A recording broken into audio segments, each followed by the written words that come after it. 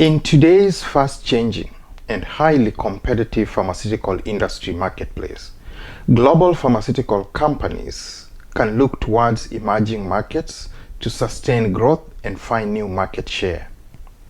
Africa's pharmaceutical market size is estimated to be worth 60 billion US dollars and will grow at a compound annual growth rate of 10% per year. This rapid growth in Africa is occurring against the backdrop of slowing in most of the developed markets. Pharmaceutical companies seeking new sources of growth in emerging markets have a great opportunity to become part of Africa's success story. To achieve this goal, the companies must first position their pharmaceutical products properly for the emerging markets, right from clinical trials to market access. Increasing access to internet medical information, improving literacy, and a growing demand for Africa-specific clinical evidence of safety and efficacy for new vaccines and treatments require that multinational companies reset how they react to these changing realities in the African continent. So, how can the medical affairs position pharmaceutical products for the emerging markets? Hi, my name is Dr. Amos Nderi. I'm a clinical investigator and regulatory affairs specialist. My favorite thing is to give you tools, tips, and the framework to help you advance pharmaceutical product research and development and market access in the emerging markets. Let's get started. Number 1, optimize product value.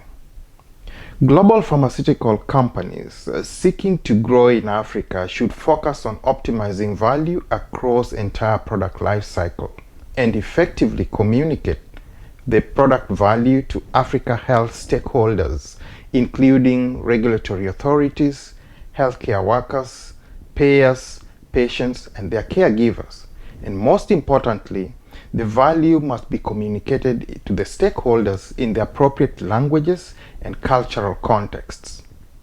In fact, patients in Africa are taking a more greater role in seeking medical information and making informed choices based on value, which can vary greatly across cultures and geography.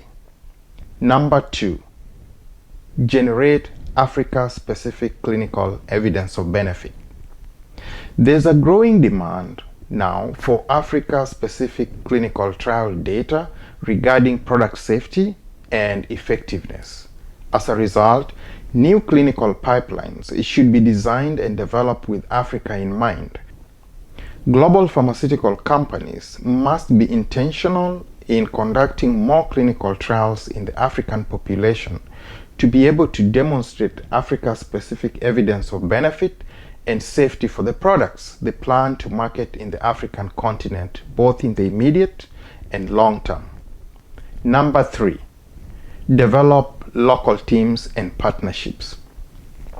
In order to succeed in Africa, global pharmaceutical companies should acquire and develop local talent with understanding of local medical practices and patients' needs and derive relevant insights and build a strong, multifaceted medical affairs group that encompasses the new set of competencies required to navigate the future healthcare landscape across the African continent. Much work will be required to win. At the heart of all these efforts, improved patient care and outcomes must be the central motivation for the medical affairs leaders.